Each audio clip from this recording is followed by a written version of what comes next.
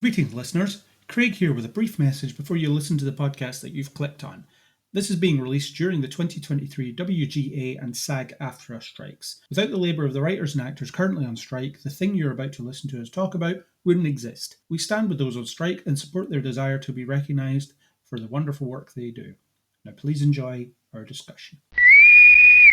Hi, I'm Derek DeVilliers. I am a Vancouver-based actor. I have been on Charmed, Turner and Hooch, and Snake Eyes JoJo Origins, the movie. And you're listening to the Kneel Before podcast. Do you want to count us down? You count me down. Yeah. 4, 5, 3, 2, 1, go. Kneel Before Blog presents Kneel Before Pod.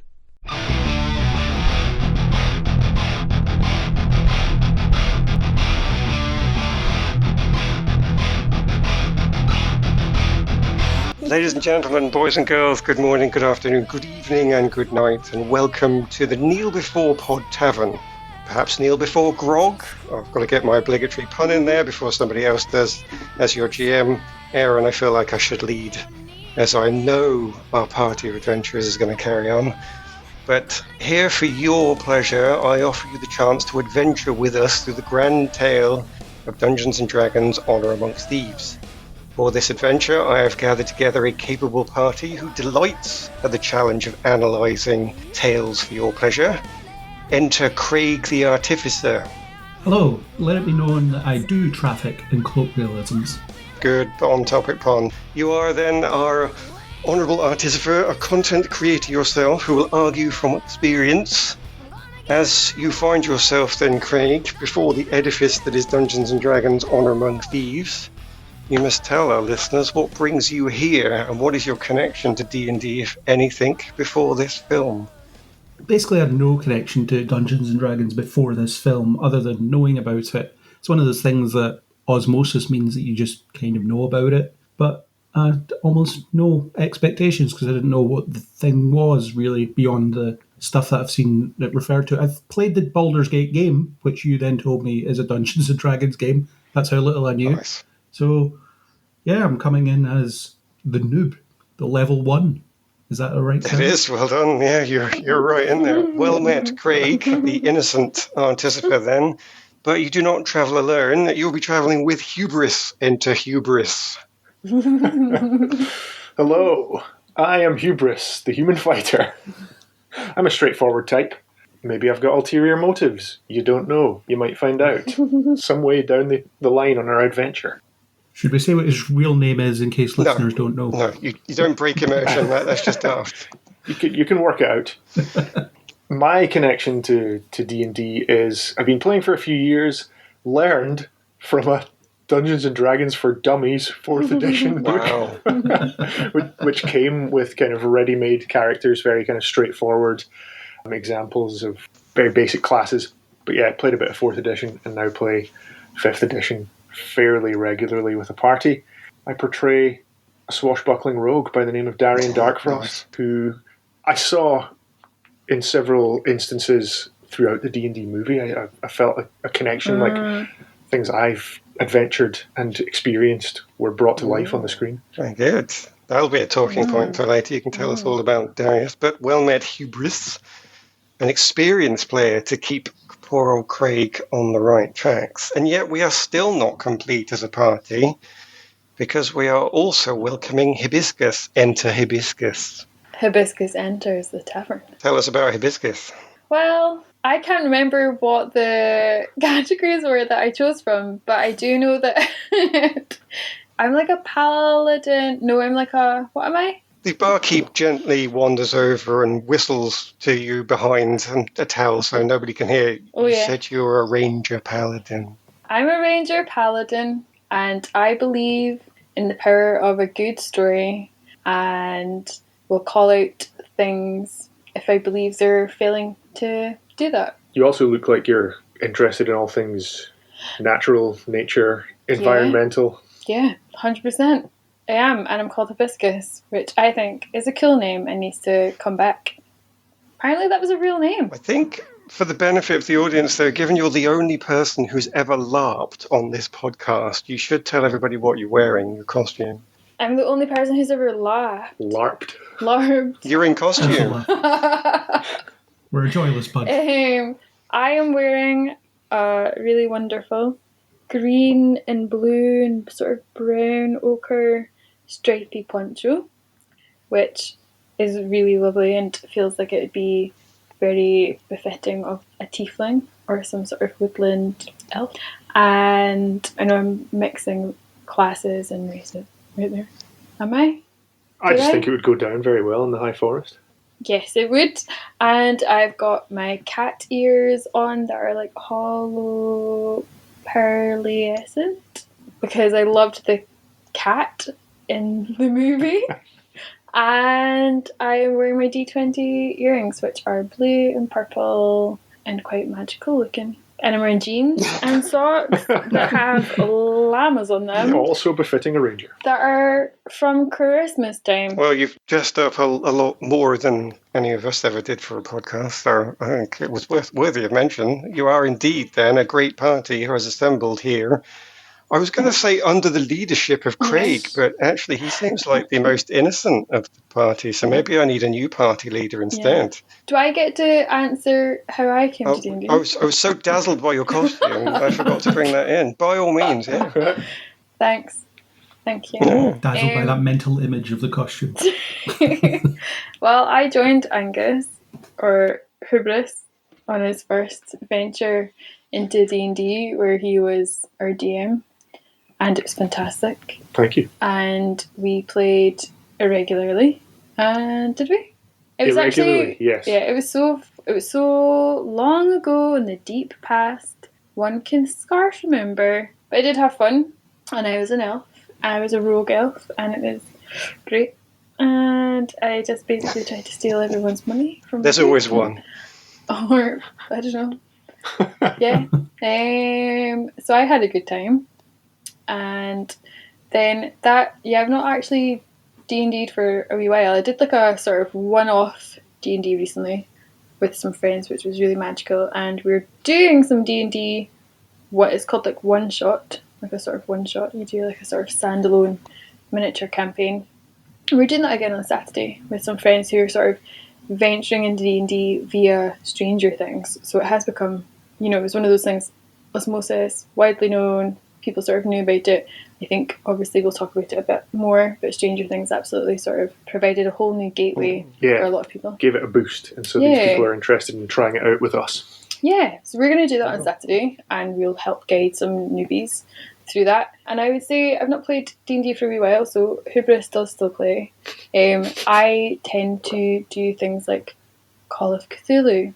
I like the sort of one-to-one journeys that you can do in a night, or as the one that's currently going on over a few months because we've not been back to it. But yeah. Well, I'll have to come to you for experienced role-playing angles then. That's perfectly reasonable. Yes. So with our party assembled, I will ask all of you here in front of our assembled listeners if you do indeed dare to enter the realm of Honor Among Thieves once again to do battle with the evils that ruin our film's enjoyment and to search for treasured characters and moments that will warm our hearts. I ask you then, gathered party, will you accept this challenge? Let's do it. I accept. That's fortune and glory. That's what I wanted to hear. It sort of built up then with, might as well, all the way up to for fortune and glory. I like that. I accept. That sounds magical. In which case, I must get you to get your D20s ready, because each of our sections this evening, of which there are 4, not including the boss fight at the end, there will be a small contest. And in this contest, each of our heroes will be rolling a D20, and they will gain a bonus if their class gives them any advantage in the circumstances that come up. In this first contest, you must find the dungeon, the prize of which is the honour of going into the dungeon first.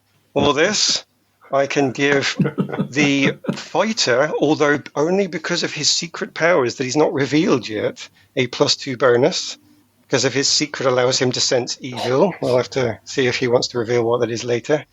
And our paladin can not only sense evil, but also she knows the tracks of the wilderness, so she's going to get a +4 for this.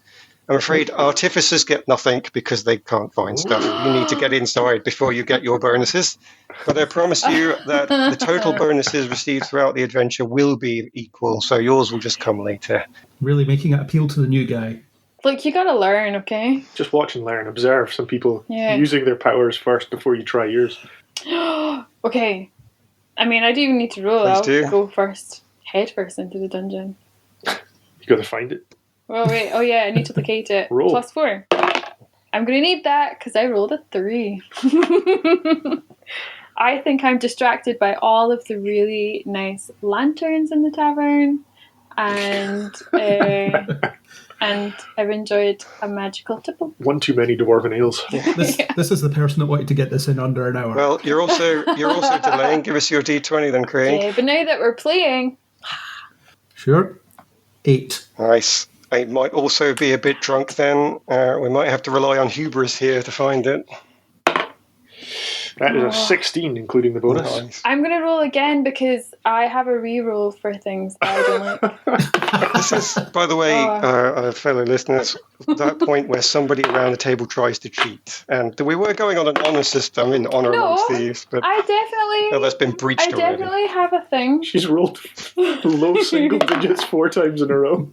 I just rolled a 12. Unfortunately, by the time your drunken stupor relaxes and you can actually see what you're doing, I'm afraid Hubris has already found the dungeon, which means that Hubris gets to enter first. But I rolled a crit eventually. Think of all the fortune and glory inside. Think of that spike pit that's one step in that you fall into, perhaps. Oh, do a check. So, also, dear listeners, by the way, there is often somebody around the gaming table that might attempt to hog the limelight a little too much. And we might have identified who that is. So I am going to have to break that and go back to Hubris and say, Hubris finds the dungeon first. He is the first one across the threshold, and therefore he wins the prize of being able to tell us his thoughts first. Can you tell us, please, what were your thoughts, spoiler-free, on Honor Among Thieves? I went in with low expectations. I'd heard a little bit about the movie, and being a regular player, I thought this is going to be accessible to me. I heard that it had tons and tons of references. I wondered if it was going to be accessible to non-players, but I'd also heard that there was quite a lot of comedy in it, and that was giving me sort of a bit of apprehension going in, because comedy can be quite hit and miss. And so I was concerned about what that comedy would be like. But I was pleasantly surprised that, for the most part, across the board, it jibed with me. It got my sense of humour, or I got its sense of humour. I really enjoyed all the settings and all the references, and the kind of the way that the story played out, a bit like a campaign. I wasn't entirely sure if it was going to be representing players and characters, or if it was all going to be in-world. But yeah, pleasantly surprised by the way it all kind of played out, and had a really good time. We both watched together, Hibiscus and I, and yeah, we had to go to the pub afterwards to have a drink and to discuss, because we were both so surprised by how much we'd enjoyed it. And I wonder if that is just because of the lowered expectations going in, but yeah, maybe it was because, despite it's got all of the IP kind of connection, I think it was nice to just be in something a bit different to what we're used to seeing in the cinema recently. I might be coming back to this in years to come when we've had umpteen sequels, and I'm like, I don't want to see any more of this Sword Coast. But yeah, I had a really good time. Would you actually watch some of the TV series and so on that they reckon they're going to bring out on the back of this? See, that's where you start to lose me. Right. I like a one-shot adventure. I like these one-offs. Yeah. And then, yeah, maybe when it gets too deep, too much lore, which is risky with D&D, because there's obviously so much that you can pull from. Yeah, I get concerned when you have to keep up, and when you have to kind of watch so much TV to follow along. But you did say you thought it brought the gaming table to life, though. Yeah, and I'd heard a little bit, not kind of spoilerific or anything, but I'd heard that you could tell when characters who should be good at something had maybe rolled a fail, or had a low roll, or.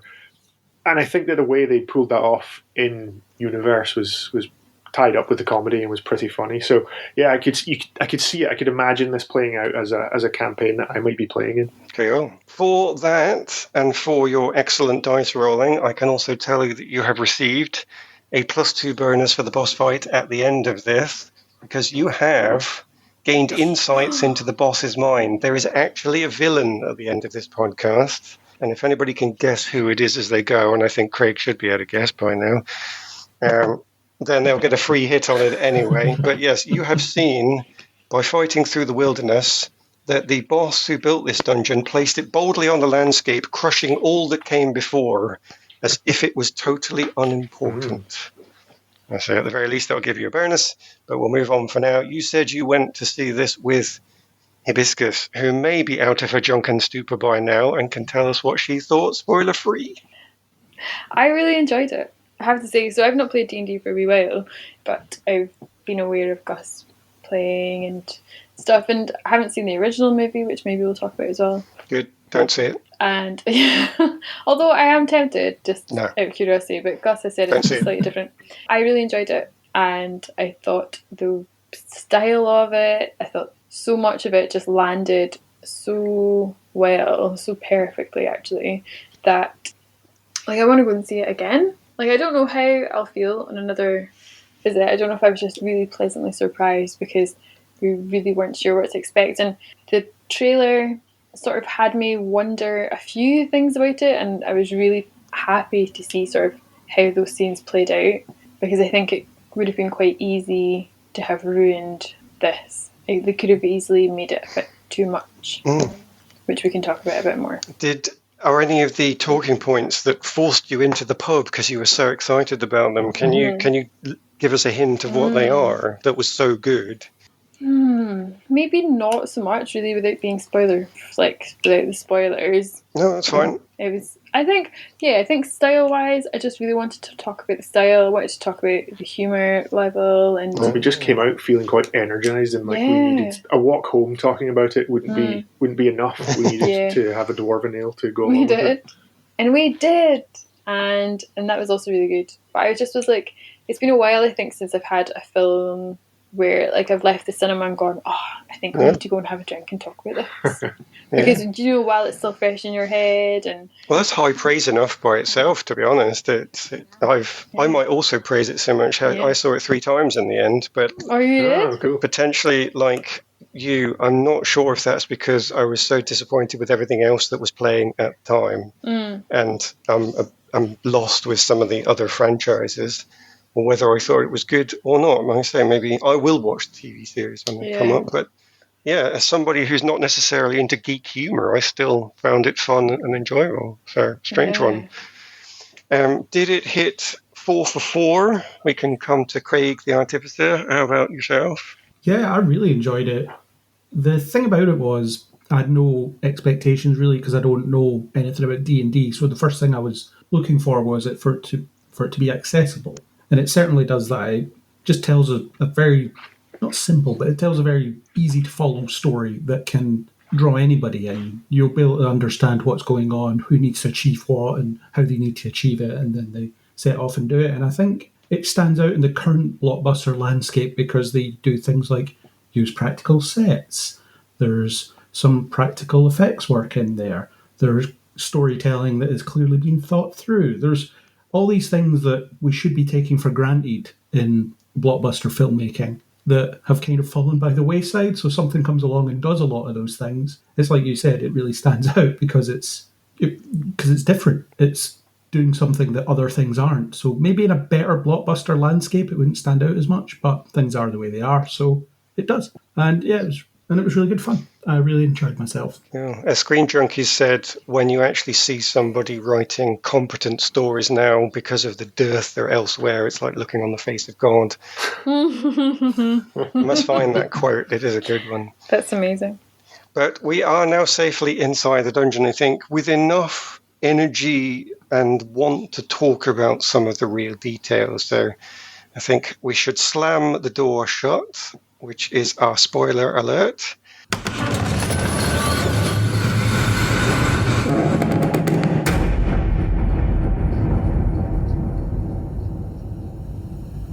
And having heard that, we will move boldly forwards into navigating this labyrinth in which you find yourself.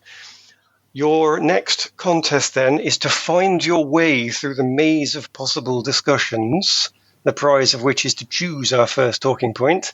I'm afraid I must ask you to bring out your items, your weapons, and your swords to help you get through this with another D20 roll. This one is a straight +2 for everybody, as the artificer knows well how to construct a labyrinth. The fighters are excellent at bashing through doors, and let's face it, a ranger is never lost. Can you tell me your D20 rolls, please? Let's roll. Ooh. It's a dirty 20. Oh, And that's a dirty 15. I got got one. one. Excellent. Woohoo! I think, unfortunately, then, Hubris is really leading the way with his expertise as he receives a further +2 bonus for really getting the measure of this dungeon. Can you tell us here, gathered, how does Hubris find his way through a labyrinth? Brute force, basically bashing every possible wall, looking for hidden doors or switches to open up new pathways. Very nice. And in doing so, you manage to see through the boss's misdirections that stop people thinking about the problems with building dungeons and how stories and dungeons are constructed.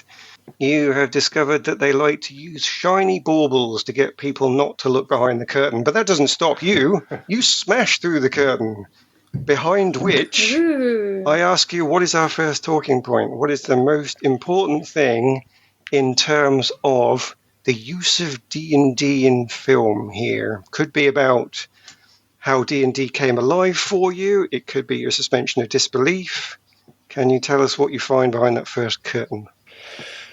Because the humor and the storytelling fit what my expectation of playing a game of D&D was like, I think that's what really put me into it. And I know that we've got some talking points around the language or the humor and how that kind of fits in. And I think that, when you're telling a D&D story but not showing the players because they're a very important part of the game, this is almost like we're a layer down and we're just seeing what is being controlled by player characters, and I really enjoyed that aspect of the film. So any sort of use of modern language or colloquialism or any kind of references like that would normally take you out of a genre movie, I felt like you could get away with it and you could just have all of that in there because it's as if you're hearing what the players are saying. And quite often in games that I play, you try and play the character as much as possible, but for the sake of a joke or for the sake of a moment, you like to throw in something, a reference or a line that would never fit in that game. And I think that just worked really well for me. Watching it, I had a smile on my face during any of those moments. That's cool. Does Hibiscus agree with that? Would you say it did bring even if it was Call of Cthulhu, which it's a pretty dark game, but normally people play it still with a few comedy elements, even if it's dark humor. Did it bring your play experience to life in the comedy? Yeah, but I have to be honest, I think, like I said, I think a lot of my observations of it recently have, and maybe in the last 3 years, have been Gus playing it and hearing his characters and hearing how he plays, and because you play with a group of our friends, so hearing how they play, I don't know, I think going into the movie I just thought they've hit it like right where they needed to hit it, because it felt so familiar in like a really good way.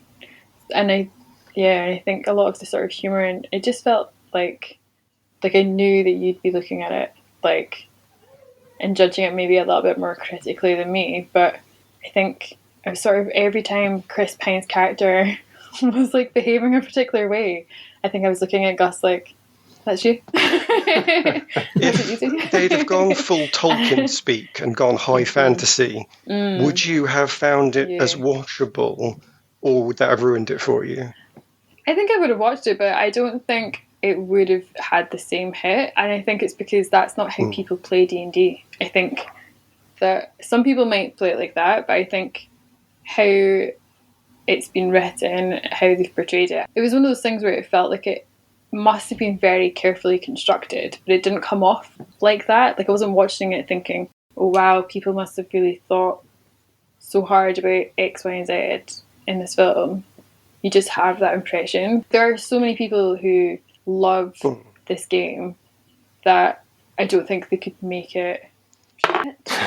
I do wonder if there are people who stick very sort of rigidly to a particular setting or tone that maybe this wouldn't appeal to them, and maybe it's like the majority of people, this is kind of how they play. But I could see it not appealing to people if that's really not what you go for. If you try and play it more seriously, or if you try and affect that more kind of high fantasy feel. Yeah, I think most sessions of D&D I've sat at nowadays, especially thanks to the influences coming out through Critical Role on YouTube and so on, I definitely, even if they do put in the theatrical speech, it still breaks down to essentially a knob gag or something somewhere. It's always going to come out, you know.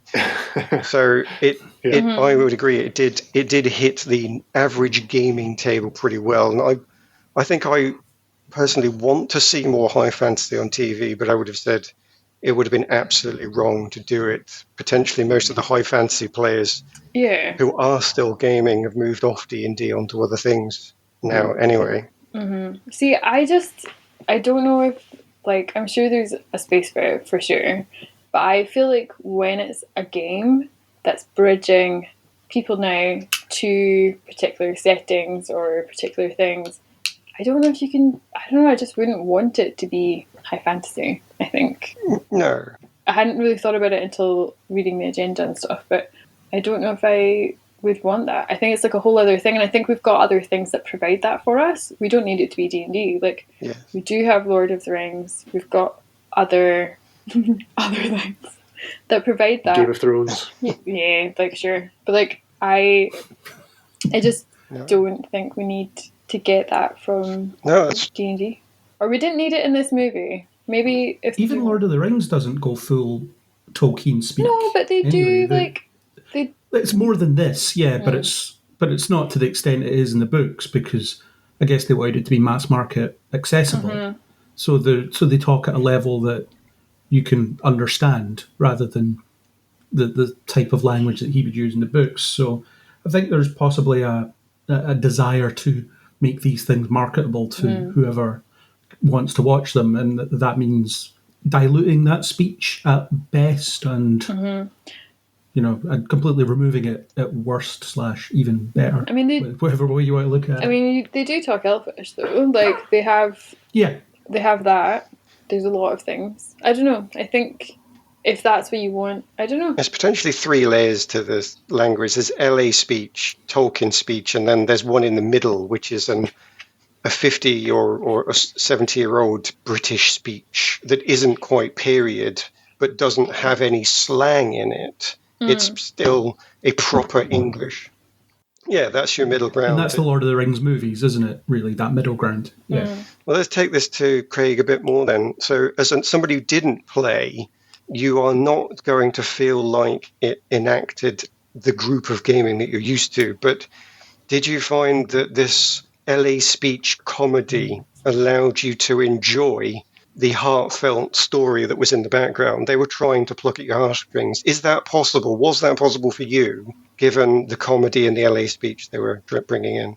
Yeah, I found it was an easy inroad, actually. I remember when we talked about the trailers over various news podcasts, I mentioned at least once that the fantasy setting with the modern speech could be a bit distracting, but I didn't find that at all. I found it sucked me in pretty well.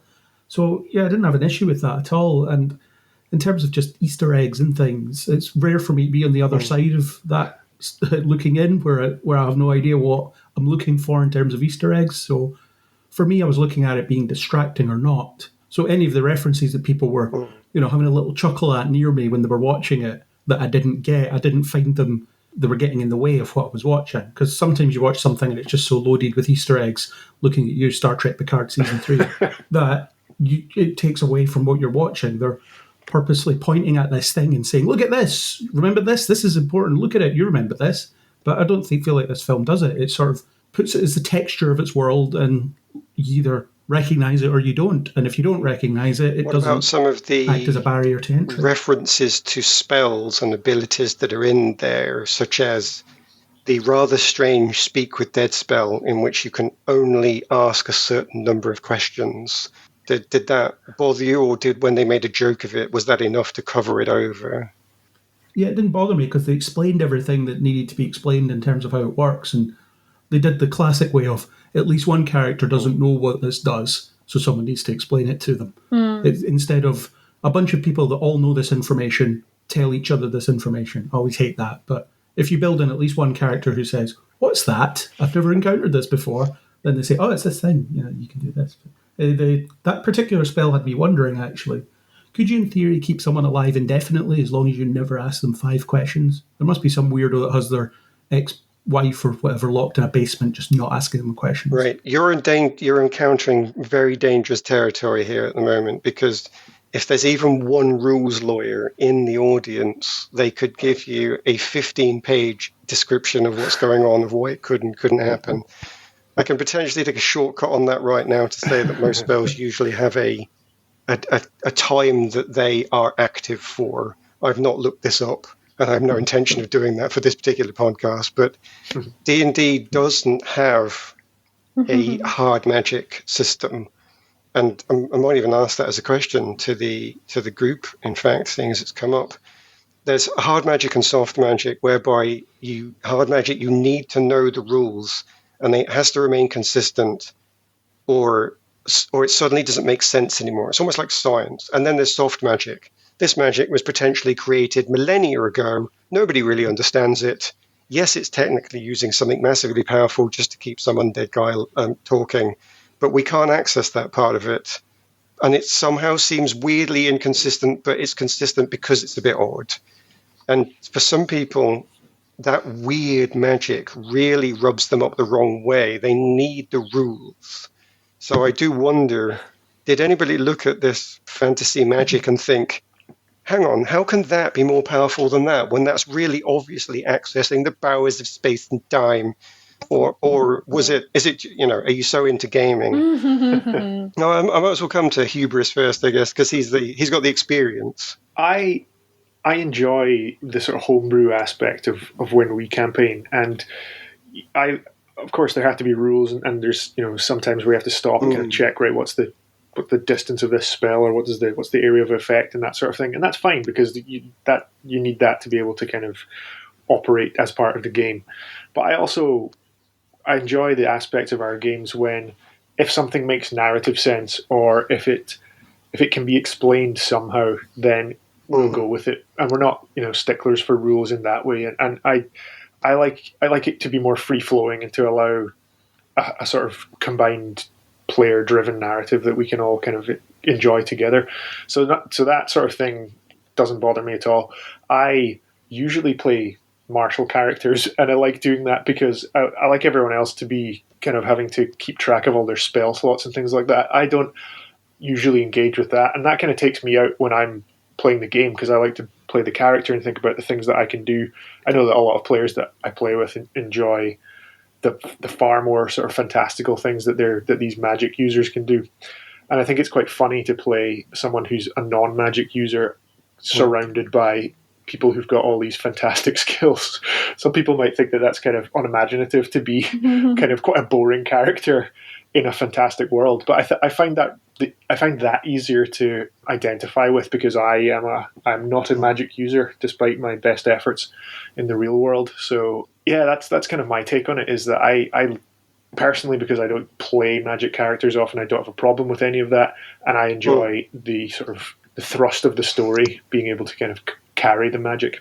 None of those spells and so on were designed to solve the plot in any way as well. It was all character decisions that moved things forward, and those were sort of a backdrop to it. So the fact is, the rules don't necessarily matter as much. Yeah, and I think that's something that a good GM, potentially, as well as a good film writer, is going to be able to capitalise on. Is the plot standing up front enough? So arguably they did something good here that a good game would have too. Maybe it doesn't.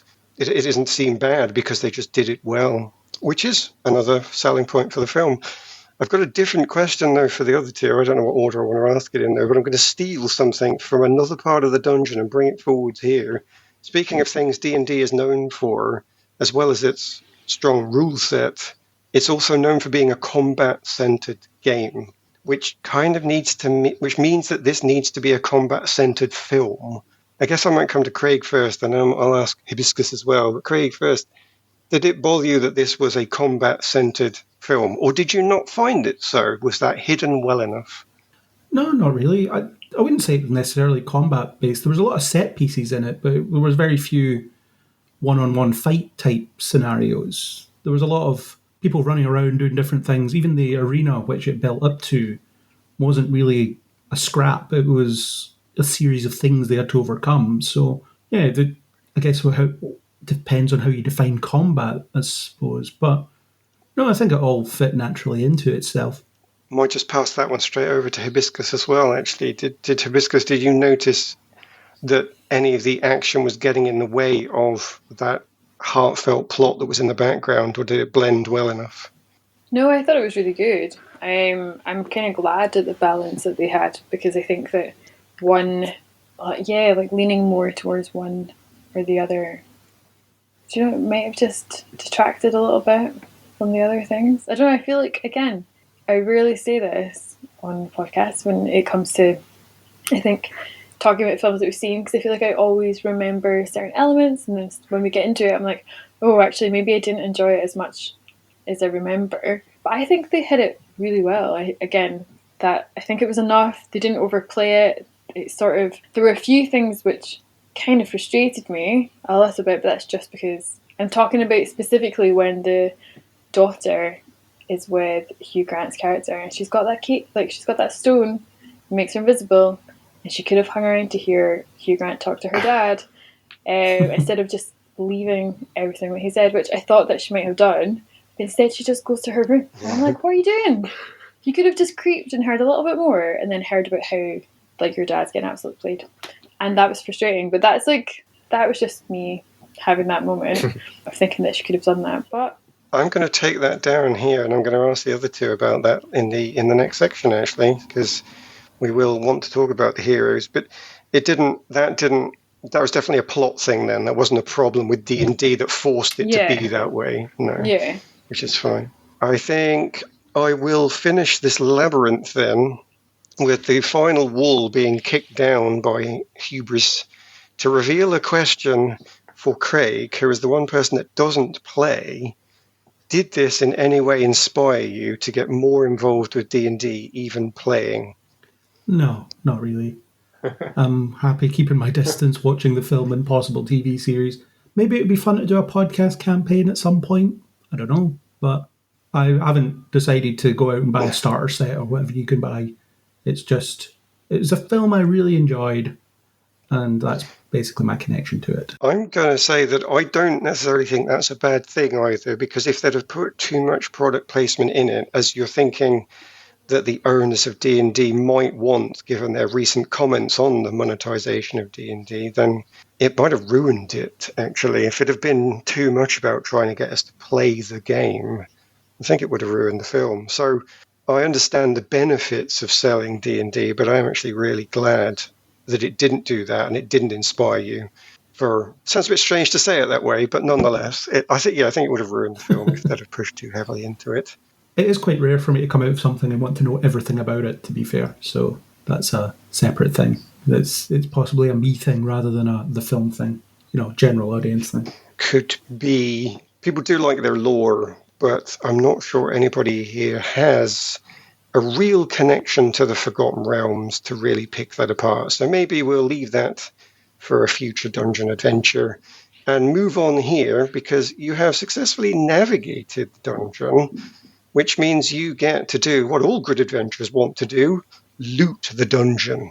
And therefore, we are talking about who is going to be the best at finding the treasure, potentially elbowing their mates out of the way to get first pick of the treasure. Depends how nice you are. So I'm going to need another D20 roll here, where the artificer gets a +2 because he's got magic to help him locate treasure. And the unknown factor that is Hubis's extra part of his soul he's not mentioned yet is going to give him +4 to this. Might be something about dark desires going on there, but if he doesn't want to reveal it yet, then we're just going to have to allude to him he might have a dark part to him. Did Hubris send you a message with all these No, things he just didn't declare his multi-classing at the start, so I think he wants to keep part of his backstory private, that's all. But maybe the Paladin might want to beat it out of him later. Unfortunately, though, I am going to rule that the Paladin gets +0 to this because Paladins let others go first. They're nice. Good thing I'm a Paladin Ranger. Yeah, well, you've had your big bonus. I'm afraid it's somebody else's big bonus time. So, yeah, +2 to Craig, +4 to Hubris. Tell me, Hubris, what did you get? I only rolled a 12. He rolled a 12. That will bring him up to a 16, though. Did Hibiscus beat that? No, I got... What did I get? 13? Oh, not too far off. In that case, we'll have to ask Craig, can you stop Hubris, who seems rather aptly named now, from taking all of the glory? I got a 17. Whoa! With a +2 taking you to 19, in which case the Artificer wins the first pick of the treasure. I would like, Craig, for you to tell me, how is it that you beat a fighter with a dark past and a ranger paladin to the treasure? Basically, what I would do is I would just go around and open everything, hoping that there's something to loot. My RPG video gaming tactics. I think you rolled so high because we bestowed upon you the gift of benevolence. I don't know what that means. Well, you gifted him with the power of your benevolence, I suppose. Yeah. I needed a word that sounded cool and I don't know any others. Fair enough. It was definitely on par for a paladin. I think there's a possibility here that you've noticed the dark part of Hubris's soul and you were far too busy trying to work out if he's evil or not, that the Artificer had lots of time to check all the boxes. Yep, all the boxes, all the pots, anything that there is. In doing such, I can say that you've also learned something about the boss then. This boss is somebody that thinks the look and layout of their dungeon is far more important than anyone or anything inside it, or in fact anything that lies around it. In fact, they don't even care what takes damage when they build the dungeon that is important to them. So you have got a +2 bonus against the boss for that, and I'm really hoping that you can guess who the end of dungeon boss is actually, Craig. I don't know if I've already got it. You've already got it, that's fair enough. We'll leave that a bit later. It's good for the level 1 to have let's have a leg up in this one, because otherwise I'll be killed very quickly. I have no idea what's going on. Good. Yeah, so, well, paladins sometimes get that low intelligence stat. You don't need to worry about it, though. So. It's fine. I'll just put a glamour on and make everyone think that I'm smart, but without actually having to be. I can reveal, though, that Craig has got a lot of help on this because, let's just say, he's played in my games before, by which I mean podcasts, and I moan about this thing all the time, so if he can't get it, I don't know who could. If you were going to turn it into a drinking game, you would not survive listening to it. No, you would not. Yeah, that does mean, though, that you have got the first pick of the treasure. Now, the treasures of Honor Amongst Thieves are the heroes, so I would like you to pick a hero to discuss, please, Craig. Which is your favourite hero, or which is the one you just most want to talk about? I'm going to go with Doric. I really liked Doric. Maybe the shape-shifting. I always enjoy a bit of shape-shifting. So it's a character I really liked. I liked how she already had a bit of an agenda going in. She knew what she stood for and sort of went along with the party because they suited her interests at that point. They needed her for something. She thought she could use them for something. So a bit of a perfect pairing. It's a classic reason for people to help people in these types of stories. So yeah, I thought she was really good. I liked her sarcastic attitude throughout, constantly jibing at Simon for his uselessness when it came to magic. Aww. Yeah, I thought she was a really good character. Do you find her having a good character arc, that she got the development that worked for you, pleasing to watch? Yeah, well, she started off thinking that she wasn't into humans, and then she ended up by saying, yeah, some of them are all right. So that is an arc of sorts. But I think it's more she had an objective, and the arc was secondary to her objective, and she achieved her objective. Give me a standout moment, then, that was the best thing for you. The one where she turned into different creatures in order to escape. That was really cool. Ending on a deer, which was hilarious because it was a nice callback to something they said earlier. So we can talk about later on things like the special effects and certainly the callbacks or the structure. Was she used, though, well in that? Do you think that was just a bonus that was added on, or did you find that she was a bit of a plot device in that sense? No, I found it was fitting. They deployed her where they needed to deploy her, and I liked how they brought in different uses for her. For example, in the arena where she had the magic suppressant cuff thing that got removed, and then they got her out of the. She was the one that got everybody out of the acid jelly. I don't know what else to call it. That stuff. So I think she had her uses. It was obviously the world was built around her having her uses in those specific points, but at no point did I think, oh, there's no way she could have done that, or she couldn't do that earlier. I felt like it was pretty consistent. Just in case we want to call ourselves the technically accurate podcast, I will say gelatinous cube, but then I'll move on.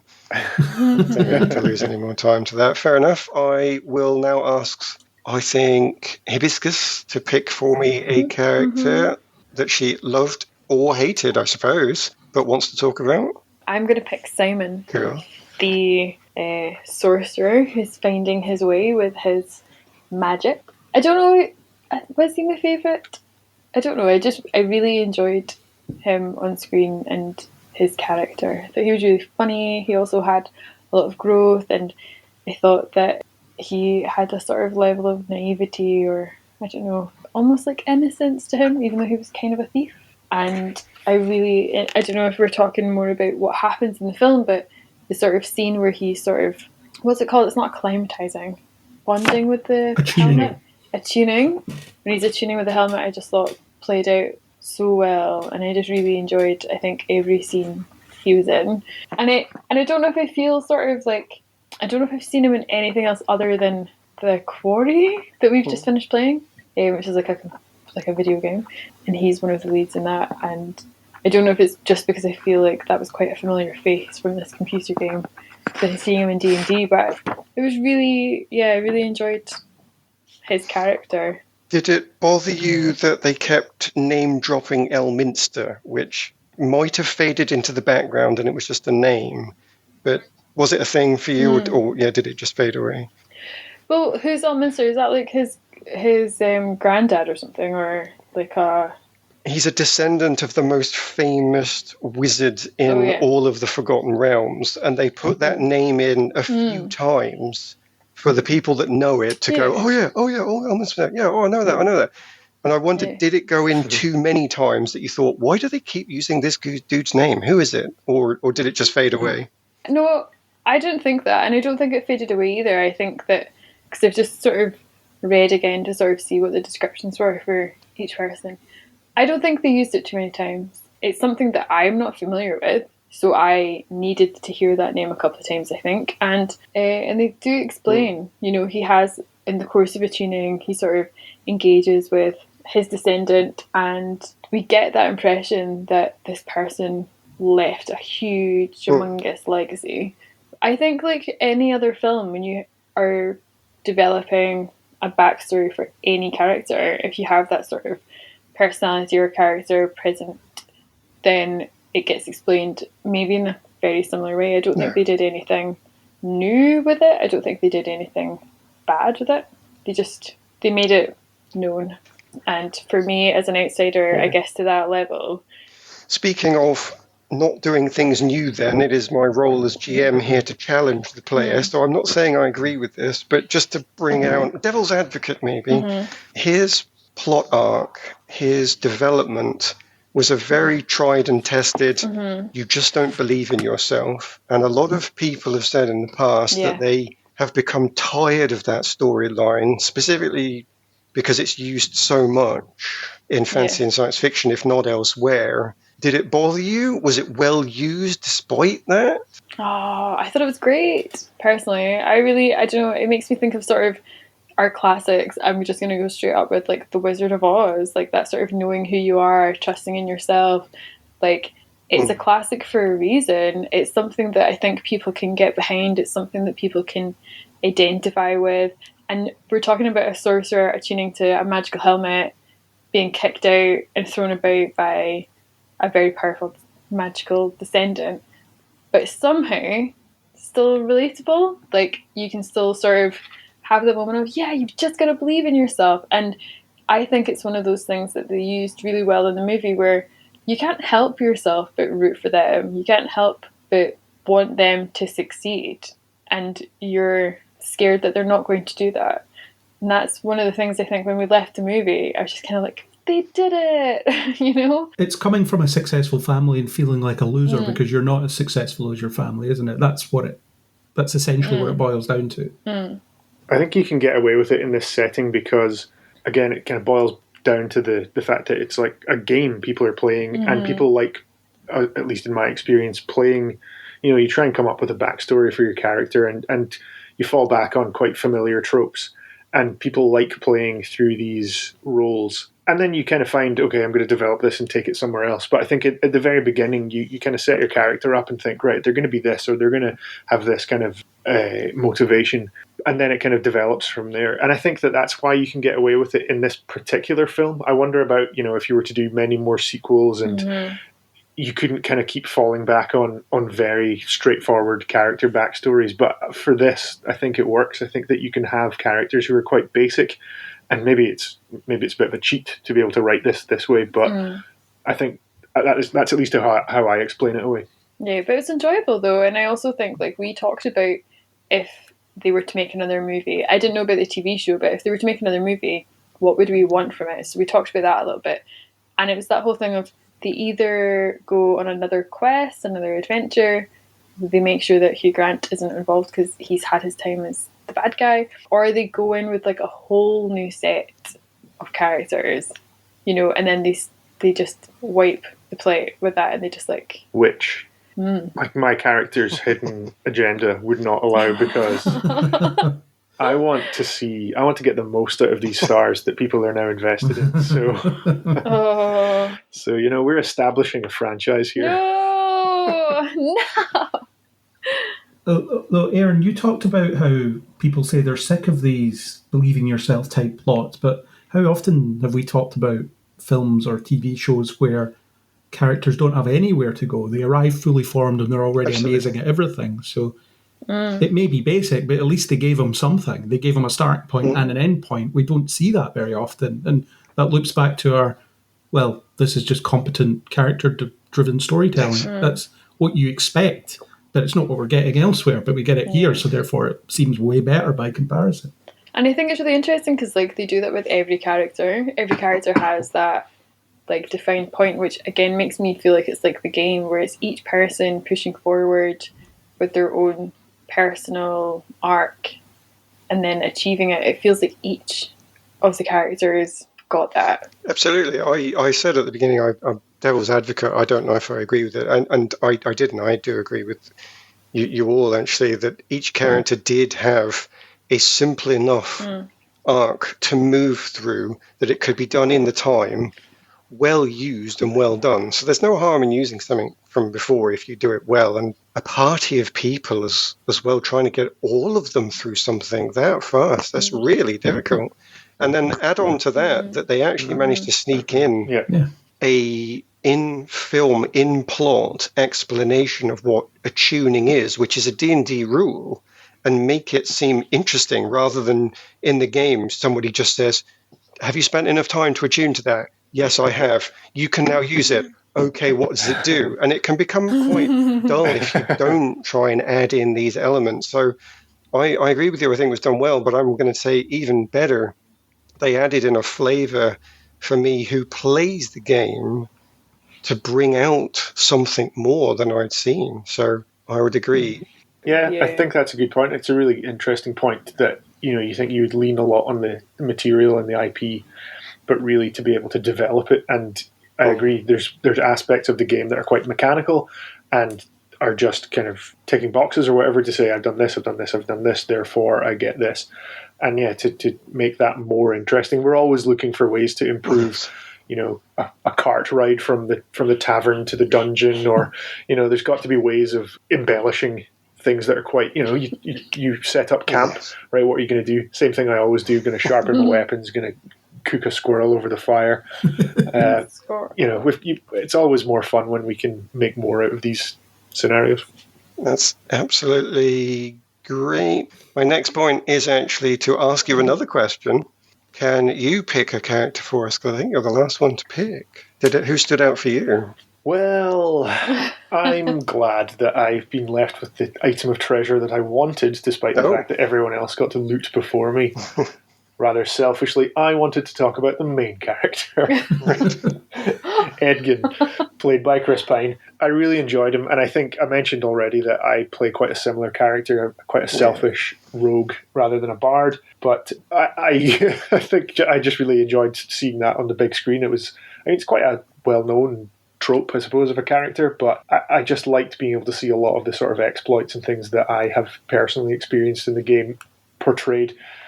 I really liked the way he introduced his character. It was like a session zero sort of thing where he was at the parole hearing or whatever, and he had to kind of give his backstory. And I felt like that was like we were all sitting around the table in the tavern, kind of introducing each other for the first time.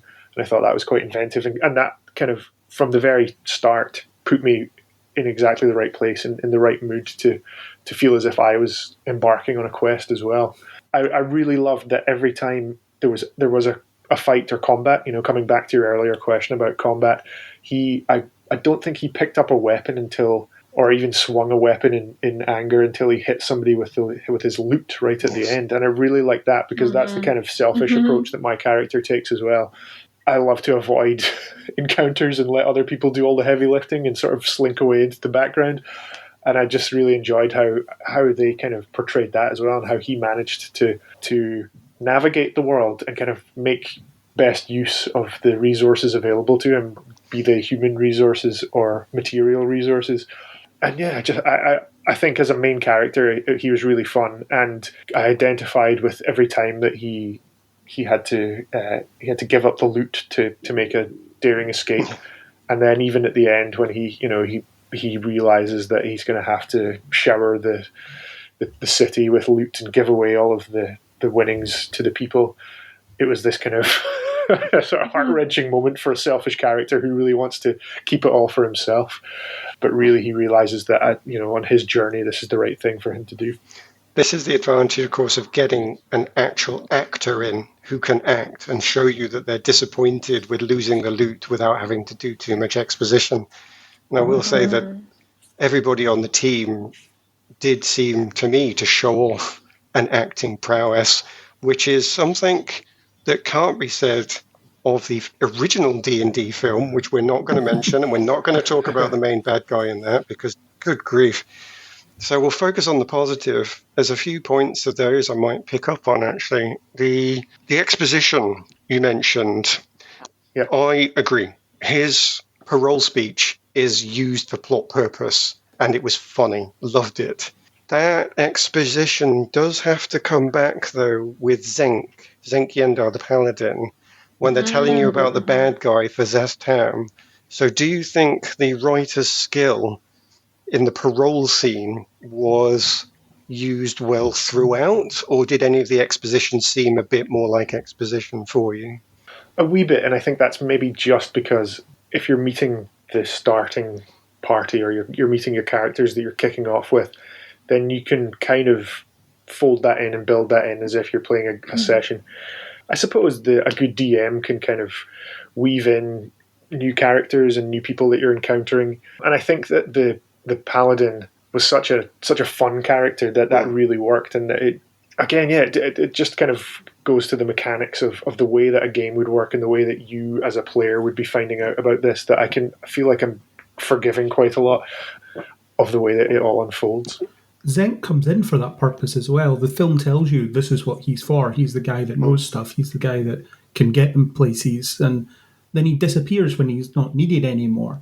So he's a device as much as anything.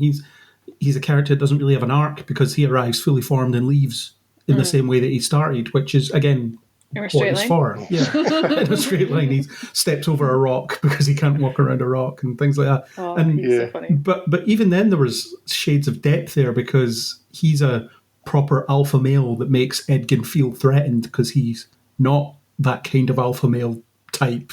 So he just keeps trying to put him down and mock him and stuff to make himself feel better. I thought it was a really good little back and forth that they had. Yeah, I enjoyed that, and I think it's like in our campaign, in our sessions, we quite often come up against these boundaries of the game or boundaries of a character who's really there just to give you a bit of exposition or to give you a quest or to give you a hint.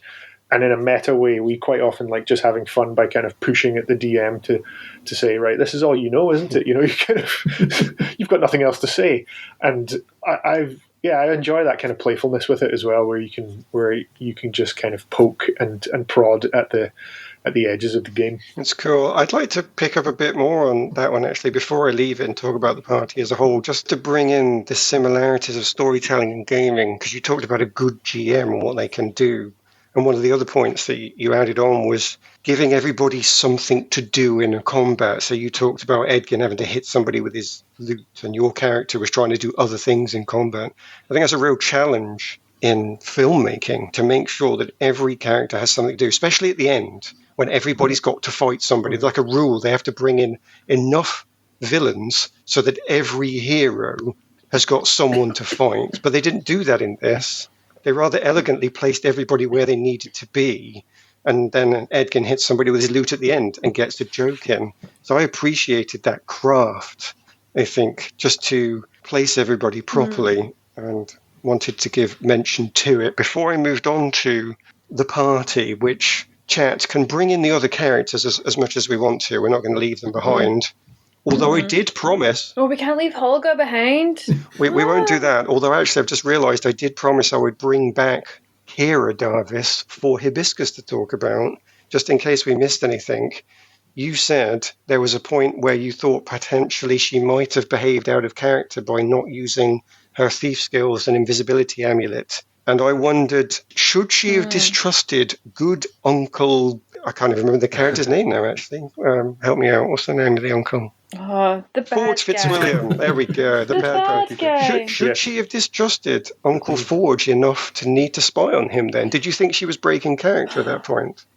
Well, I'm sure she says that she uses it all the time. Like, I think when she does have the initial meeting with her father, I'm sure, like, he asks her if she still has it, and I'm sure she says that she still has it. I'll have to go back and actually go and watch the film again.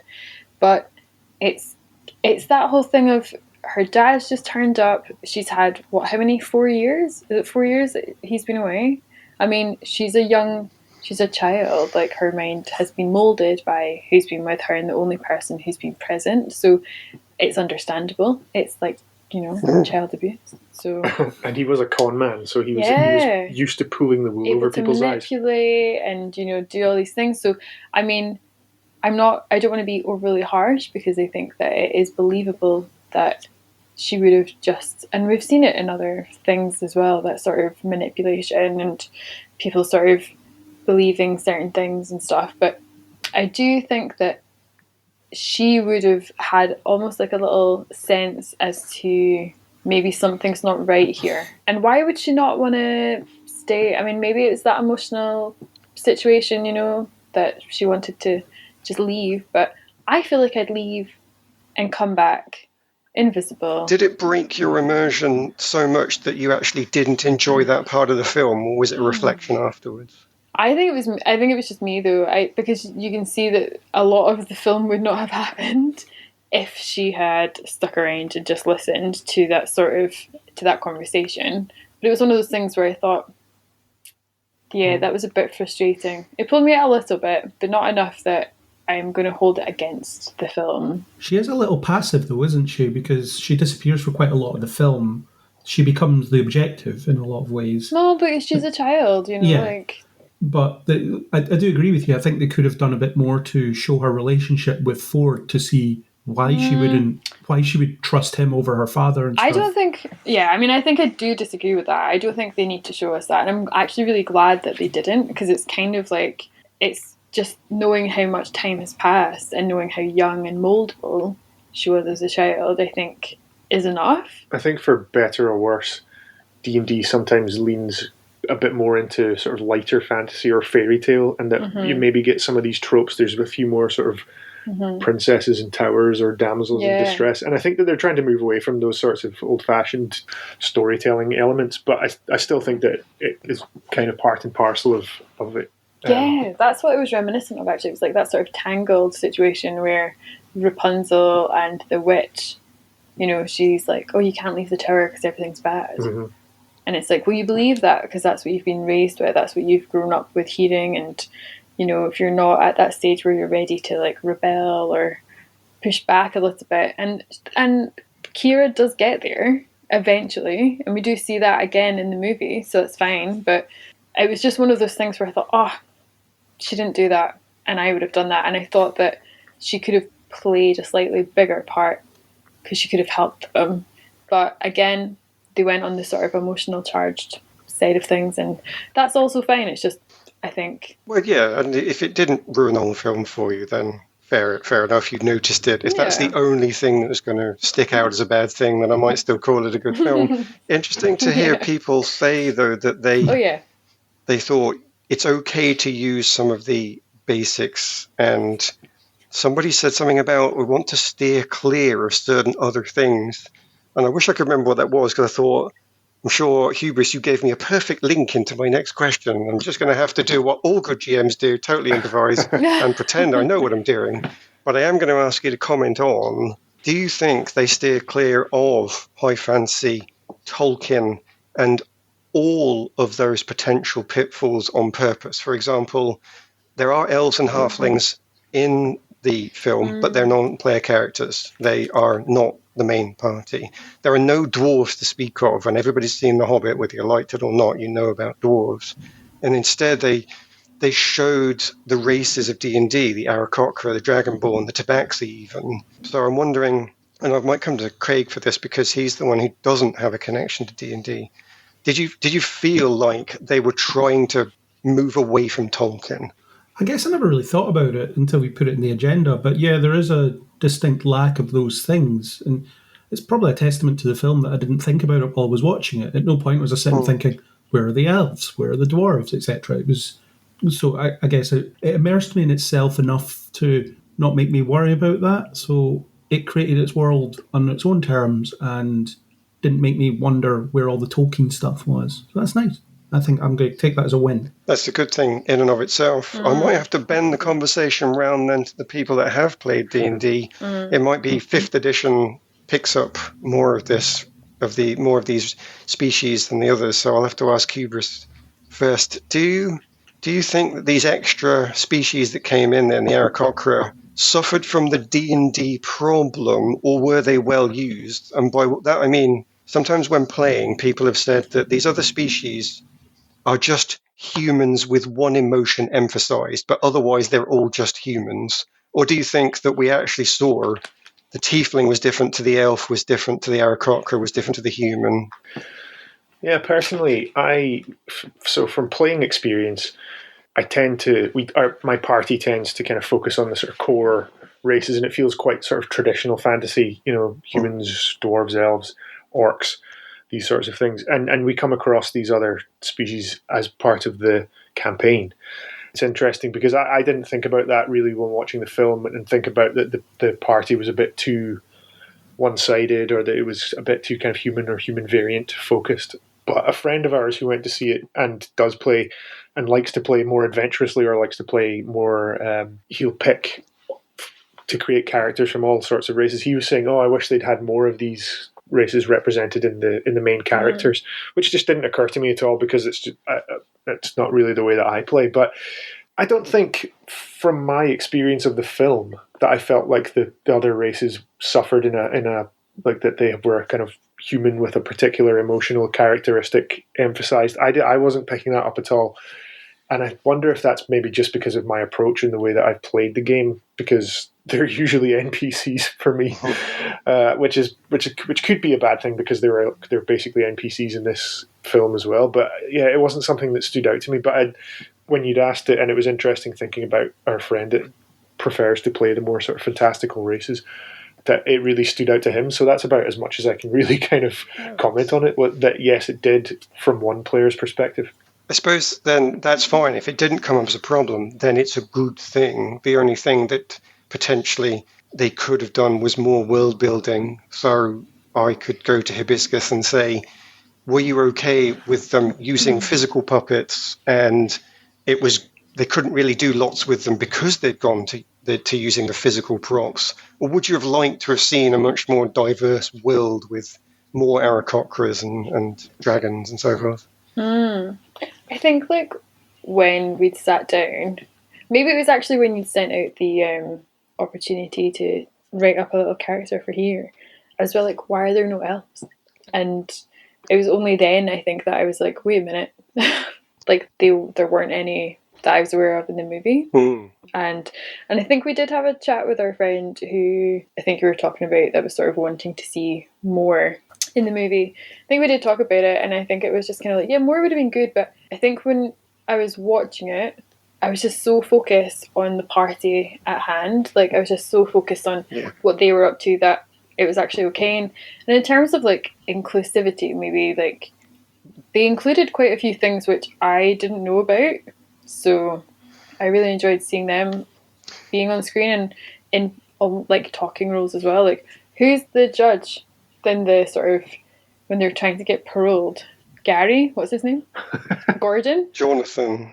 Is that Jonathan. Yeah, the Aarakocra, yeah. I and what I liked with that is because, you know, when Chris Pine is wanting to speak to Jonathan and appeal to him on like an empathic on his story, he's waiting on Jonathan arriving, and then I think what I really enjoyed with that is that when Jonathan did arrive, he wasn't anything that I was expecting, and it was that whole thing of like, oh my gosh, like they've got me on that, but also it's really nice to see that it's like, I don't know, that they're including these other characters that aren't human.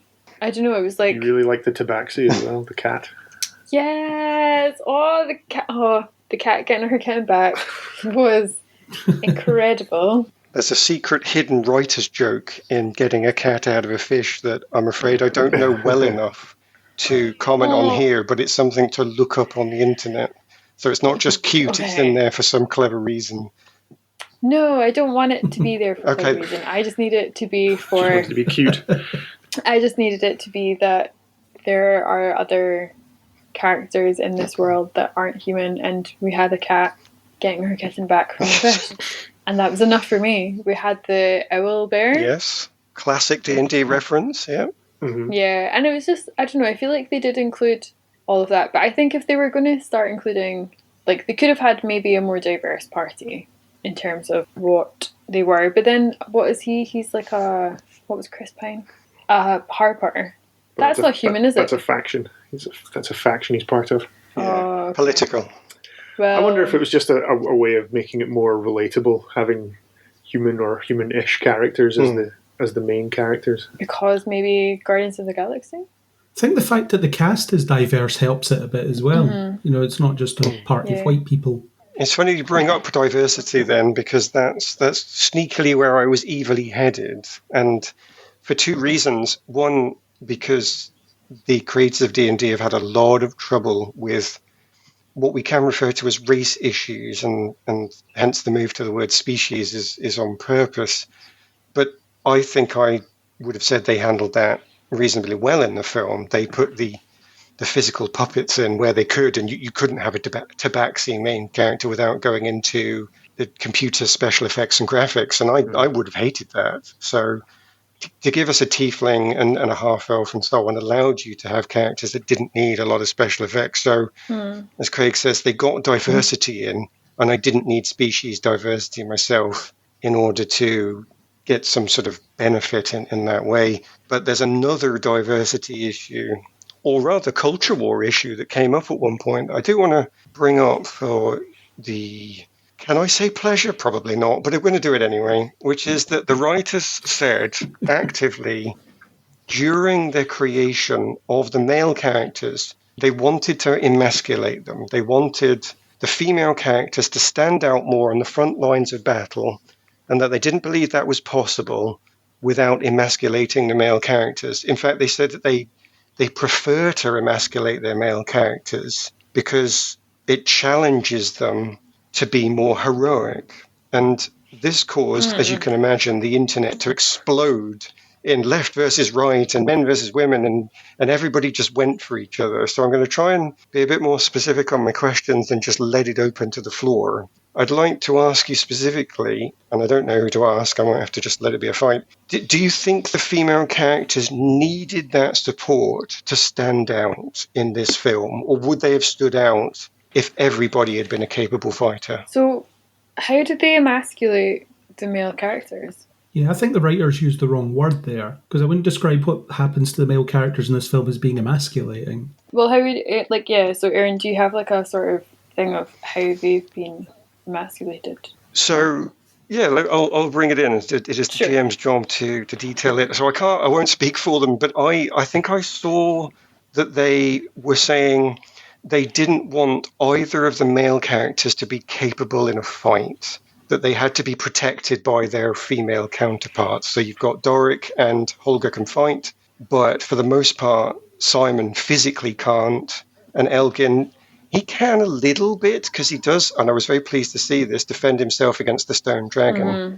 But generally speaking, he couldn't fight any of the main combat bad guys. So the male characters needed physically protected Okay. by the way they'd written it.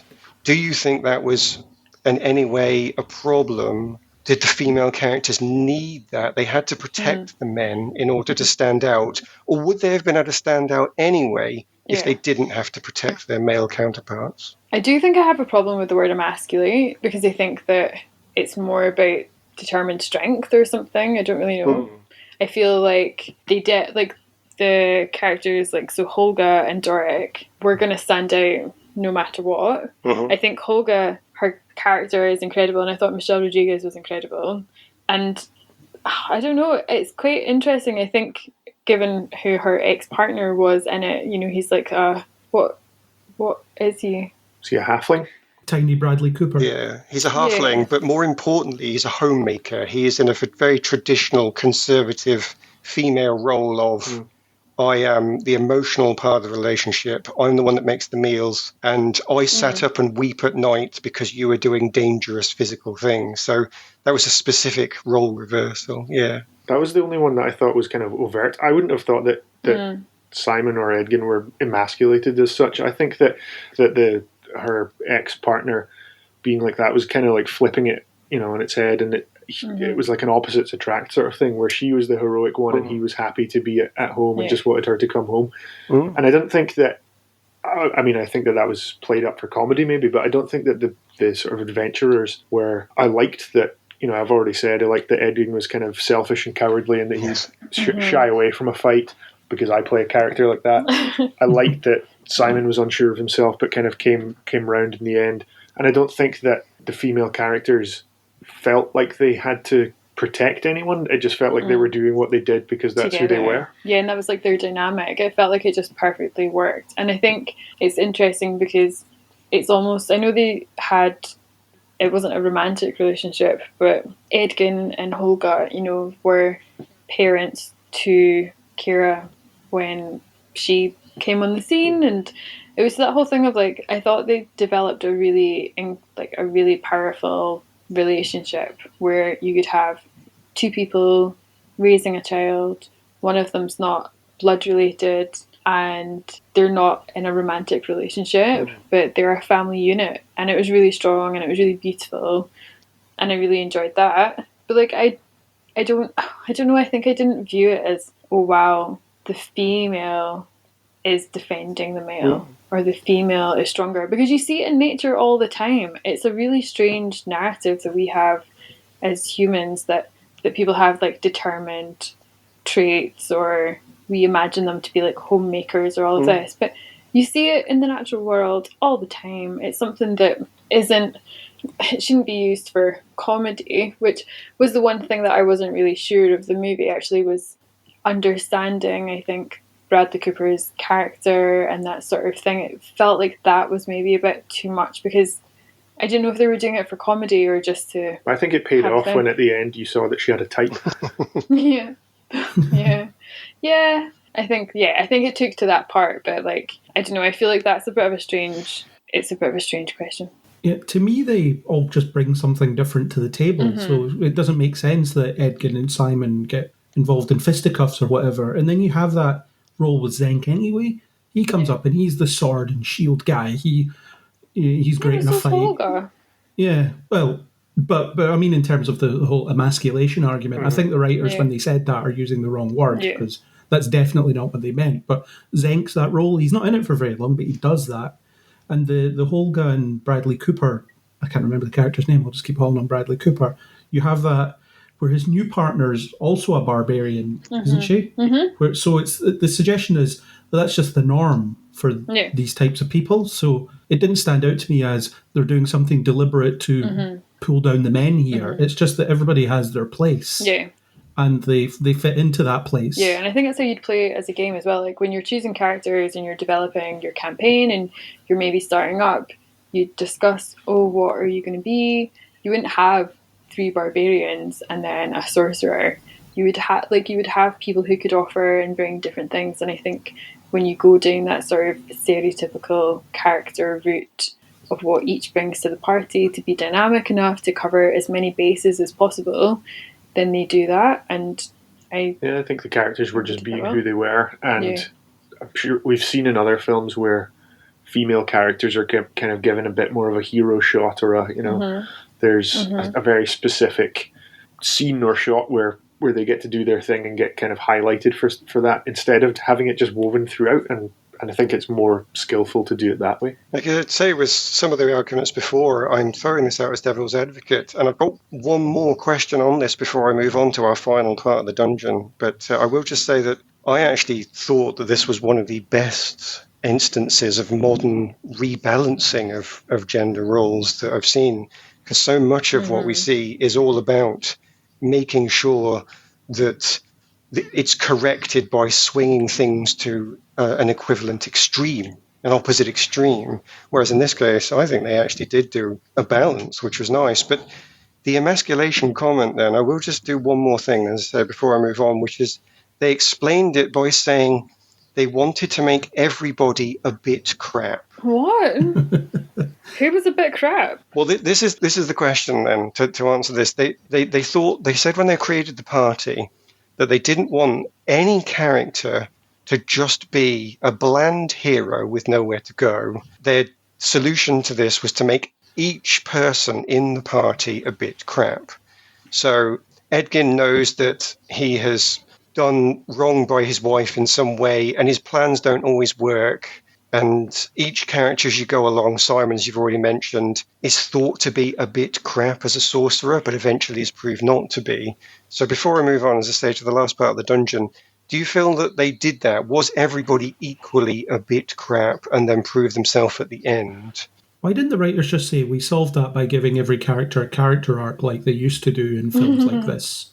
Because we discussed that earlier. They did that. Everybody had a place to begin and a place to end up, and there was a progression there. Yeah, we solved the problem of not having any of them be brilliant without being challenged by giving them something to achieve. We employed basic character-driven storytelling.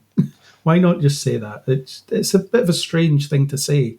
Maybe they're just not very good at interviews. I think I can understand where they're coming from on that point, because I always think this about D&D as well, where you can create a character, you can kind of give them as many skills and powers and abilities as you like, and you as you level up, you see your skills increasing, and you think, I'm becoming more powerful, I'm getting more skills, more abilities, and yet because it relies on the roll of a dice, you can still fail miserably. And despite being someone who's super confident and competent, you can still get into situations where everything goes completely wrong. And that's happened to me many times. And I think relating to that in the film was really funny. And I think that's maybe where I think that they're coming from, is that you can think you're this well-rounded character, you think you're a hero, but you can always roll a 1 at some point. Yeah, you're just as good as your last dice roll. Well, that sounds like a reasonable way to end that off then. We thought that it was actually really well done, but the writers aren't necessarily good at selling themselves. But there you go. Yeah. I mean, I get what they're saying, you know. We'll move on to the last part of our dungeon then. This is the last part before the big boss fight, in which Craig will hopefully name the big boss. But yeah, before we get to that, you still have to disarm the boss's final line of defense or evade them, which is the traps in any dungeon. So I need one last D20 roll, people. The Artificer gets +4 on this because mechanisms are your bread and butter. I'm afraid the fighter is going to have to brute force this way through these, so you'll get +0. But paladins have the protection of the party tank, so our paladin gets +2. What did our paladin get? 14 with that +2. Well, that's not bad there, actually, 14. How about our fighter? Oh, 17. 17. His dark past sneaks up again and gives him a bit of magic to sneak him through. How about our artificer, though? 15. 15. I'm afraid then Blast. the glory is definitely going to Hubris, who has actually managed to succeed in 3 of the 4 contests. Here we go. What can you say? It's like any other game we play on this podcast. Guys sometimes don't like people. What can you say? How does our fighter, with his hidden powers, perhaps solve the problem of traps in the dungeon? Well, I'm going to confuse my party mates who might think that I would brute force my way through this, but I'm going to concentrate, and I'm going to try to use perhaps a magical ability to detect these traps, and it might not appear to the rest of the party that I'm doing anything other than kind of squatting and concentrating. But I can assure you that I'm drawing on some hidden powers to detect these traps and to highlight them to myself. And in doing so, you learn a little bit more. The last clue of who the boss fight actually is against is that their threats, their weapon, are their ability to just not care about anything but their own goals. They attempt to spread laziness and self-flattery out into the world to try and make everybody think as they do, which gives you your final +2 bonus for the fight. However, your dark magic then lets you pick out these traps, and you get the choice of which trap to defeat.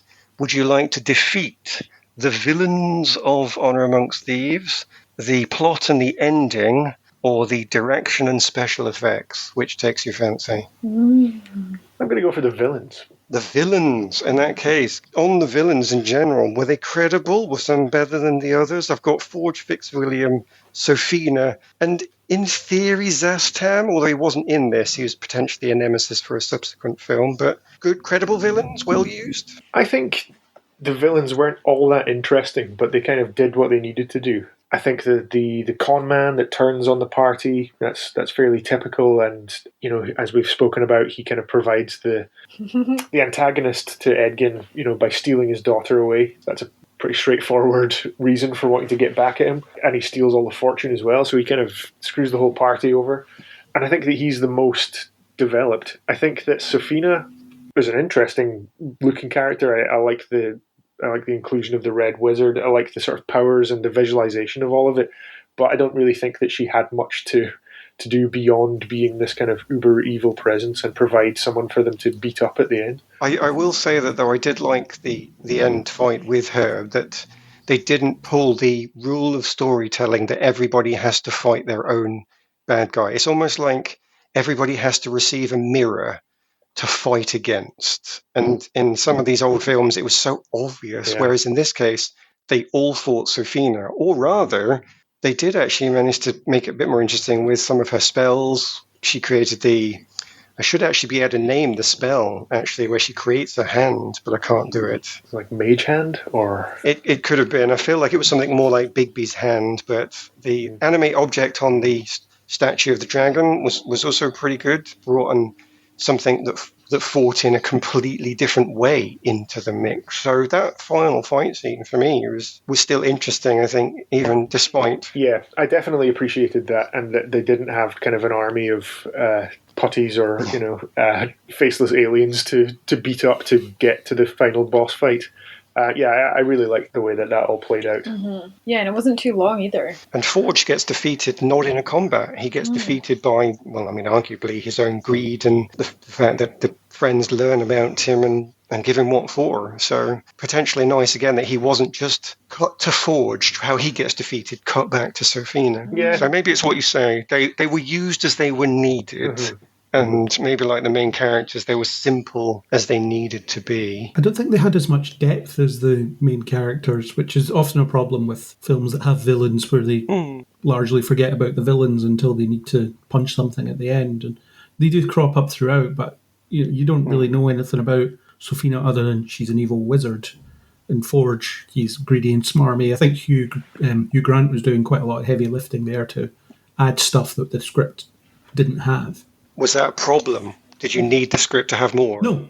No, it's just, I suppose it's what I've come to expect in films like this, where it's, okay, the villain's going to be a bit rubbish, but we'll just deal with it. But as long as I'm enjoying the ride and as long as I'm enjoying the main characters, it's not such a huge problem. It's just something I notice. Well, maybe they were overshadowed by the ending, the plot a bit. So I'm going to come to Hibiscus.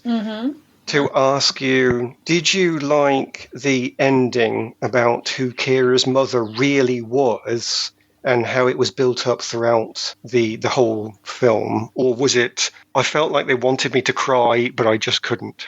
I may have welled up a tiny little amount. Oh, that's nice. Because it does pull on the heartstrings. I think it's that thing of recognising and understanding what family can be and what family means. So I think I could see it from a long ways away, how it was going to play out. I knew that it was going to be used on one of the party to bring them back, and I wasn't sure it was going to be Holga. But I thought it was really beautifully done, actually, and I think that sort of little flashback, it could have gotten to a point where it was really annoying, but they did it where they didn't linger enough in there, that it became sort of a bit too mushy. It was just like enough of a little echo back. And I think, they had moments where they could have brought back Kira's birth mother, but it was that whole thing of, well, it's been a long time and you're going to disrupt her from whatever life she's in now. Yeah. Thinking about that. And I thought that's quite a nice way to sort of think about it and to hold on to what you have right beside you. I don't know, I thought it was really beautifully done. Yeah, they messaged that throughout the film. There's the dragonfly motif throughout the whole film that you see with Kira's birth mother at the start. Then it carries on as you see Zenk mention what you said. She talked about, she's got another afterlife.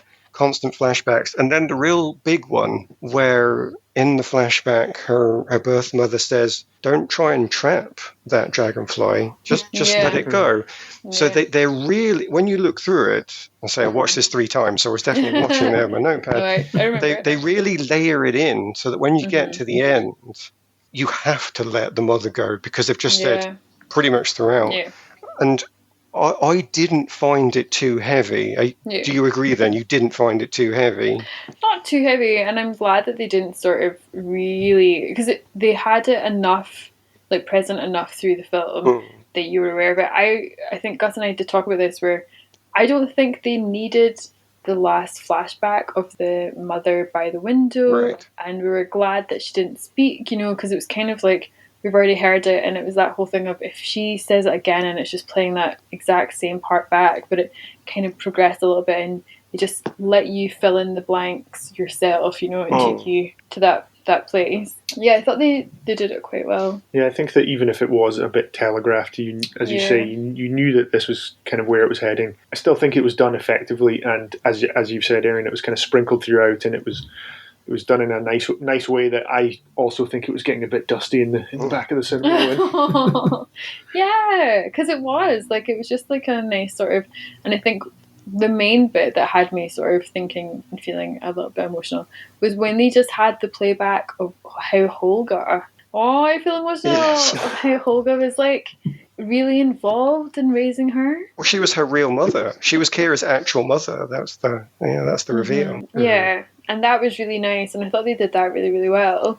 And it was just kind of and that is where Chris Pine's character fully concludes. It's that sort of thing of not being selfish, and recognizing that he needs to give his daughter what she's asked, and maybe it's a little bit selfish because, you know, they are really close friends, you know, like they are family to one another as well. So I think it was a beautiful ending. That's good. I'm glad you agree there, because this film did something different from most of the Marvel and Star Trek that I've been watching lately doesn't do anymore. They do remember to put the jokes in. I cannot deny that I see jokes in a lot of the other franchises, but I don't see meaning and purpose behind the storytelling. And it was so pleasing to me. This is why I saw it 3 times, I think, because I was starved of this meaning. So happy to go in and see somebody telling a story with that heart to it. Yeah, absolutely. And I think throughout the film, and I am going to go and see it again, I think, if I can, it felt like it's like a Disney film. It feels like a real nostalgic Disney film. It has those very recognisable villains, the very recognisable party of questers, and they're sort of, like we've sort of said, like basic quests, I suppose. But that journey that they go on, I don't know, I was thinking of Aladdin, I was thinking of Snow White, I've been thinking of I was just thinking about Lion King, like how Forge's character at the end, it's kind of like Scar being devoured by the hyenas at the end of The Lion King, you know, when he sort of handed back. And it felt like a lot of the storytelling, imagery and narratives have come from a lot of these other fairy tales or stories that a lot of us that are going to see it are really familiar with. And I don't know, I feel like the more I think about that, the more I'm like, it's so understandable why it was enjoyable, because it has key parts of other films that we've all enjoyed, but they've presented it in a way that's just really well done. Yeah, the shortcuts aren't offensive. They are just using a language that we know, which is, as you say, most welcome. Yeah. Now, I have got the very last of the talking points in this section for Craig, but you always get to know what the GM cares about in their game because they make a big deal of it. And so I'm specifically making a big deal of this in a way that I've not done before. I needed to ask all 3 people about the ending. So, Craig, I do need to ask you about the ending as well. You need to comment on it for me. Hated it, loved it, indifferent? No, I thought it was really good. I think it built up nicely. It was a lesson in grief for Edgin throughout, as in he hears about this tablet that can bring his wife back from the dead. So he obsesses about that. He's in denial about the fact that he's lost her and thinks that all of his problems will be solved if they can get her back. And then, how long is it he's in prison? It's like 2 years, isn't it? So that's a long time. And his daughter was a baby when the mother died. So it's pretty clear from early on that the daughter will have no or limited memory of her mother. So you get to this point where throughout the film, different people keep telling him that this quest isn't what you think it is. Zenk tells him about your wife's in another afterlife, don't rob her of that, etc., etc. And then it gets to the point where he has to make the choice when Holga dies and comes to the realization of, as has been said, she is the daughter's real mother and needs to be brought back for that reason.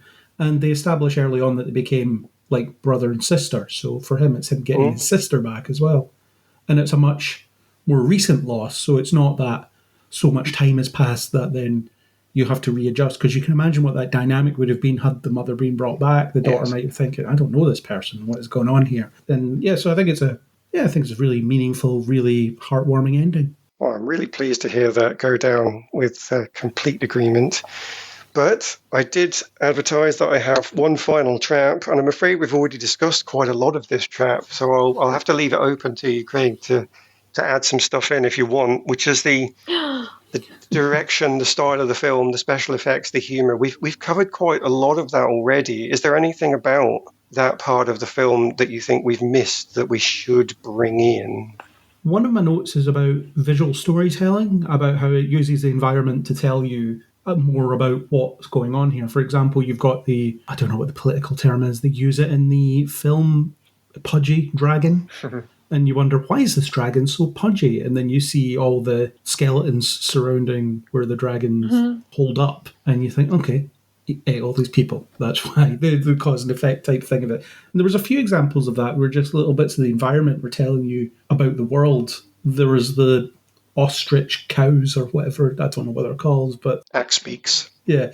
I don't think the film even tells you what they're called, but it doesn't have to. It's just through context, you know what they're for because we know what animals are used for on a farm, and that's clearly a farm, and so on.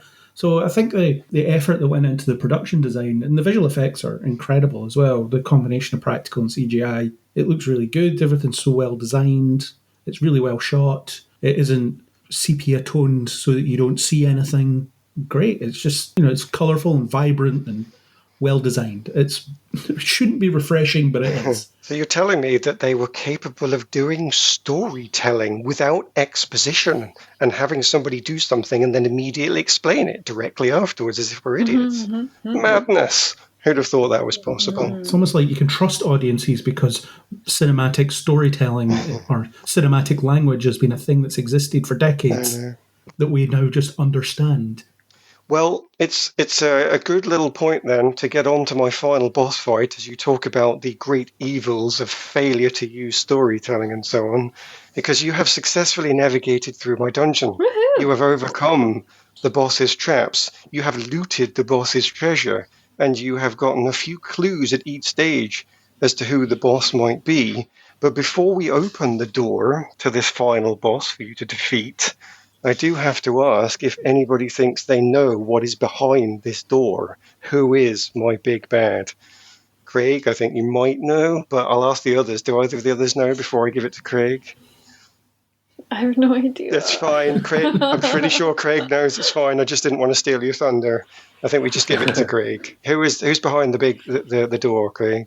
It is, of course, the plot force. Oh, it's so evil and horrid and awful. Of course, it's the great evil that sits in this dungeon of just disgusting, cheaty shortcuts. Fortunately, I don't believe you had to fight this thing during Honor Amongst Thieves, but I'm afraid you do have to fight it now. It is the most dastard, the most heinous, the most destructing of all storytelling villains, and I'm going to ask each of you to inflict a blow upon it. However, Craig, because you knew what was coming, as you wade into the room, you get an automatic success. Can you tell me, please, what damage do you do to the evil plot force that brings it low in some way? I point out how character arcs work and how you have to earn developments of your characters rather than them just arriving with them already built in. A verbal bruising. It cries out under the weight of your argument. Its magic's collapsing around it. It's unable to refute that at all. Unfortunately, I'm afraid the other two are going to have to roll their d20s, though, for this. Hubris, you get +6 to your roll, plus your existing +4 for your skills. So you're at a d20 +10.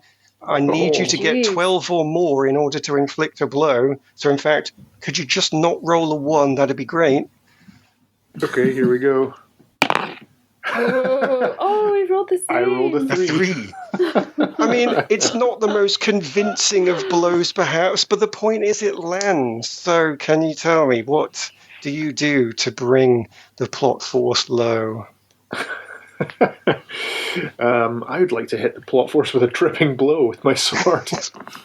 Sometimes the best solution is just to get to it and do what needs to be done. A straightforward slice that cleaves away any form of ability that this thing has left. It's still standing, but I'm afraid we need hibiscus to finish it off. So you don't have your bonuses because I'm afraid everybody else took them, but you get your +4. No. And if your friend Craig the Artificer would like to help you, he could lend you his bonus that he didn't use. Oh, what? Yeah, because I rolled a 3. Take it, yes. I'll take all of it because we're a party. Take it, he says. So you get +6 for Craig and +4 for yourself and +6 for Craig. So you're also on +10. What's your total? Yes, I'm on a 13. That's teamwork. Again, not the most convincing of blows, but it's enough. It gets through. Please, would you tell the audience, how do you finish off the plot force once and for all? I dodge and duck and roll under a table and wait for it to all blow over. Fair enough.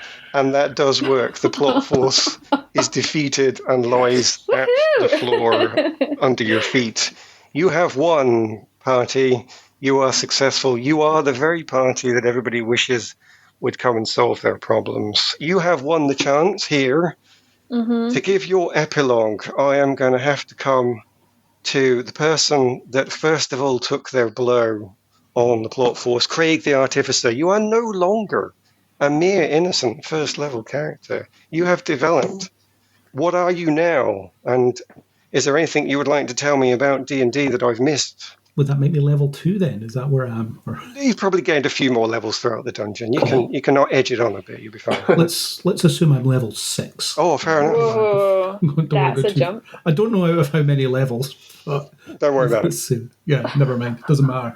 Or maybe it does. I don't know. It doesn't. If it matters, it matters. Yeah. No, in the epilogue, nothing matters. Tell me what's... Not in the epilogue. Yeah. Never mind. Okay, yeah, well, I thought this film was great. Chris Pine solidified as the best of the Hollywood Chrissies, and it's not even close.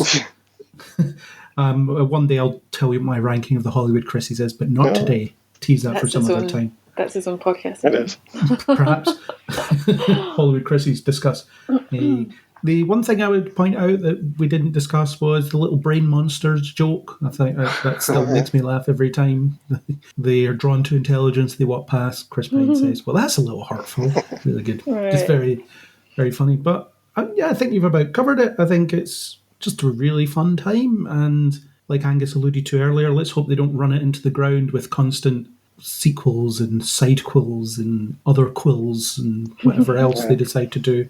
But I wouldn't mind seeing another go at this as well, perhaps with the same cast, perhaps not. I think there's room out there for just a fun, decent adventure time, and that's what we got here. So great. Like I said, if it was in a better blockbuster landscape, it might not stand out in the way that it does, but because it's surrounded by such half-assed crap, then it's way better by comparison, and I think it's a nice breath of fresh air. Jolly good. Let's come next to Hubris. Can we hear the epilogue of Hubris, please? Well, I think I'd like to reveal that under my straightforward, bold-hearted fighter exterior, you may have seen glimpses of a cynical, money-hungry warlock showing through. God's sake. I like to say I that, knew it. you know, I grabbed for the loot halfway through the dungeon, but I believe that our warm-hearted and loving summary of this movie has brought me back to my senses. I'm feeling far more fighter right now, and I'm feeling back on side. I'm good again. What journey you've been on. I think that this movie was a lot of fun. I think that one thing I wanted to mention were some of the puzzles and the fun kind of storytelling elements there. I really enjoyed sort of how they undercut the complicated way they'd have to get over that bridge. I think in that set piece, that was really fun. Really like the heather and the other stick and the portals and the carriage and all of that kind of heist was really inventive and made me want to get into a session immediately and start using inventive ways to solve problems and puzzles. So I think that was one thing that was really fun about the movie. I think, yeah, as a player, it was really accessible. I really enjoyed seeing locations described. That on reflection, I was thinking about it, and I was thinking about how when you've played a video game and you see a video game movie on screen, because you've seen it and because you know exactly what that should look like, it can often be disappointing on screen. But because a lot of this D&D game happens kind of in theatre of the mind, all it takes is a sort of hint of somewhere that you've been in a game, like a Tribor or like an Evermoors or Neverwinter, and it came to life because I feel like I've been there and I've played through those and I've walked those streets and I've explored those dungeons. So I really enjoyed that aspect of it. That was really kind of relatable for me. And I'm glad to hear that despite, or whatever your level of engagement with the game, that it sounds like it's gone over really well with our party. I as I'm kind of suppressing my warlock side, I'm really hoping that it doesn't get wrung out for as much cash as possible. The cynical part of me thinks that we probably will end up that way, but I really hope not, because I really enjoyed this, had a lot of fun. It was a real kind of breath of fresh air, a nice surprise, and yeah, we had to rush to the tavern afterwards to discuss. Yeah. Resounding feel goodwill from that statement alone, yes. Hibiscus, you are the last to give us an epilogue, please. Yeah. Some things that I think we haven't quite covered that I really enjoyed. I really enjoyed just how quickly they moved from quest to quest. It felt so enjoyable and fun. I think a lot of these films tend to dwell in certain places, or just be overly long where you don't care anymore. But it felt very much like this sort of gameplay where you quest, you go somewhere, you get the job done, and then you continue on and you quest again. And it made me think about when we play Gloomhaven. It's very much like you go, you get something, and then you have to go and do the next part on your journey to sort of keep that quest. I really enjoyed that, and it wasn't really talked about by Craig in the sort of aesthetics or design element, but things that I really enjoyed throughout the film were the broad landscapes where you'd have like a big mountain scene in the background, and it wasn't hyper realistic. It felt kind of like illustrative, and it kind of made me feel like I was just part of this incredible fantasy, but in a way that didn't feel cheap or cheesy. And I think I'd go back just to watch that sort of illustrative quality of the landscapes alone. Yeah, they shot on location. How about that?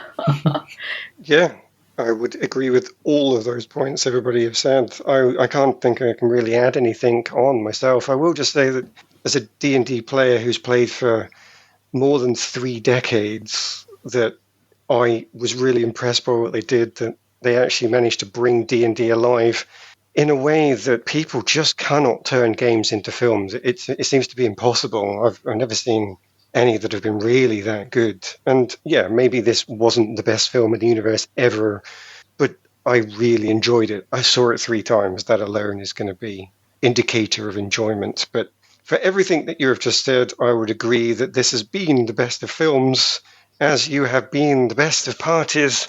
And it leaves me only to say, ladies and gentlemen, boys and girls, thank you for accompanying our brave party on their adventure through Dungeons & Dragons Honor Among Thieves.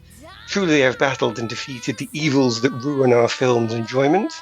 Verily they have found those treasured characters and moments that will warm our hearts. But of course we should give thanks to the people and equipment that they have needed along the way to help them, which is the Iron Cross for the music that you'll be hearing on this podcast.